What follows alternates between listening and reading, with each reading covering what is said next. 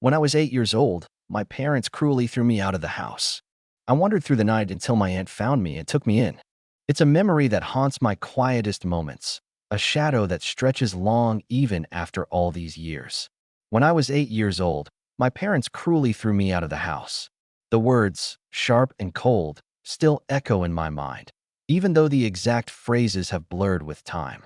It was a Tuesday. I remember that much, because the scent of Mrs. Henderson's prize-winning roses from next door always seemed strongest on Tuesdays, and that scent, strangely, was the last thing I registered before the front door slammed shut behind me, a sound that vibrated through my small chest like a tiny earthquake. The latch clicked, a definitive, metallic sound that sealed my fate. I stood there on the porch, a small, bewildered figure clutching a worn teddy bear I'd named Barnaby, convinced it was all a terrible mistake, a nightmare I'd soon wake from. Surely, they'd open the door any second, laugh, and pull me back into the warmth. But the seconds stretched into minutes, the porch light casting a lonely, accusing glow on my tear-streaked face as dusk began to bleed into the sky, painting it in hues of bruised purple and angry orange. The familiar shapes of our front yard, the oak tree I'd tried to climb 100 times, the flower beds my mother fussed over, began to look menacing in the gathering darkness. Every creak of a branch, every rustle of leaves, sounded like a monster emerging from the shadows.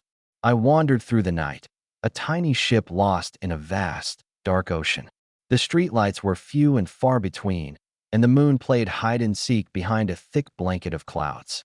Fear, cold and sharp, was a constant companion, its icy fingers gripping my heart. I remember thinking about fairy tales, about children abandoned in woods, and wondering if a kindly old woman in a gingerbread house might find me. But reality was far less whimsical. My stomach rumbled, a hollow ache that mirrored the emptiness in my chest. I must have walked for hours, my small legs carrying me on autopilot, fueled by a desperate, childlike hope that around the next corner, I'd find something, someone.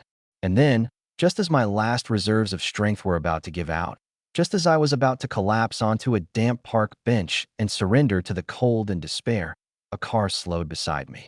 The passenger window whirred down, and a familiar face peered out, etched with worry and disbelief. It was my Aunt Carol. Her gasp was audible even over the thumping of my own heart. Lily? Oh my goodness, Lily. She was out of the car in an instant, her arms wrapping around me in a hug that felt like the first warmth I'd known in an eternity. I buried my face in her coat, the scent of lavender and something uniquely her filling my senses, and finally, the dam of tears I'd been holding back burst. She didn't ask too many questions right away, just bundled me into the passenger seat, cranked up the heat, and drove. Aunt Carol's house was different from ours. It was smaller, cozier, filled with the comforting clutter of books and half-finished craft projects. It smelled of cinnamon and old paper. That night, she tucked me into a soft bed in her spare room, a room that would soon become mine. She promised me we'd sort everything out in the morning. The next few weeks were a blur of hushed phone calls Aunt Carol made, of visits from serious-faced people who asked me gentle questions, and of a dawning, horrifying realization that my parents weren't coming back for me. They hadn't made a mistake. Aunt Carol never badmouthed them, not directly, but the pain in her eyes when she looked at me told a story of its own. She became my rock, my safe harbor. Life settled into a new rhythm. School, homework, helping Aunt Carol in her small garden. Years passed. I excelled in school, driven by a quiet determination to build a life for myself, a life far removed from the rejection that had scarred my childhood. Aunt Carol was always there, cheering me on, her love a constant, unwavering presence. But a part of me always wondered, why? What had I done that was so terrible? The official story, the one cobbled together for the social workers, was vague, neglect, an unstable home environment. But it never felt like the whole truth. Then, on my 18th birthday, Aunt Carol handed me a small, ornate wooden box. "There's something you need to know, Lily," she said, her voice softer than usual. "Something I've kept from you, hoping to protect you. But you're an adult now, and you deserve the truth." My breath caught in my throat.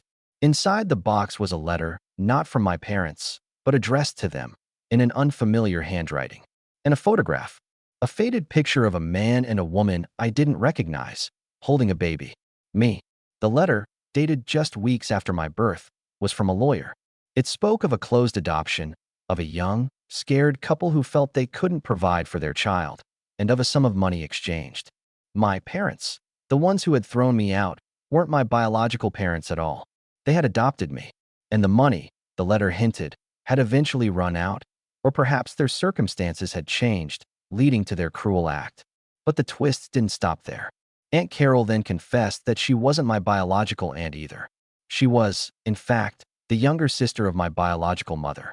She had known about me all along, had kept tabs on me from a distance, her heart breaking when she learned of my adoptive parents' struggles and, eventually, their abandonment.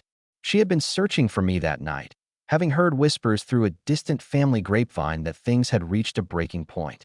Finding me wandering alone was a horrifying confirmation of her worst fears.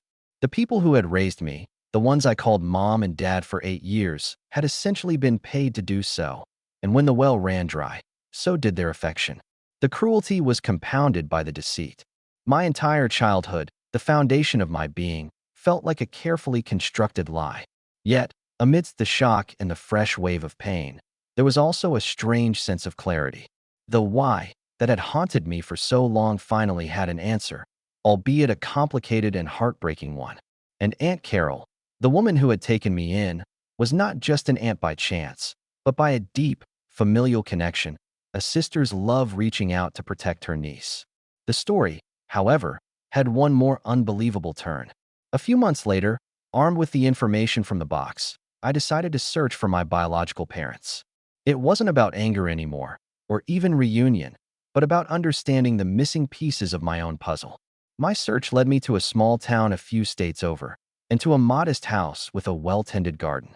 A woman opened the door, her eyes, so strikingly similar to my own, widening in recognition before I even said a word.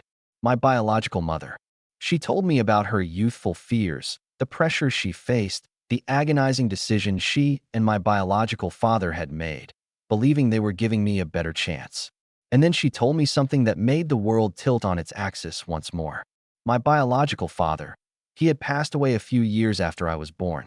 But before he did, he had established a trust fund for me, a significant one, meant to be given to me on my 25th birthday. My adoptive parents had known about it.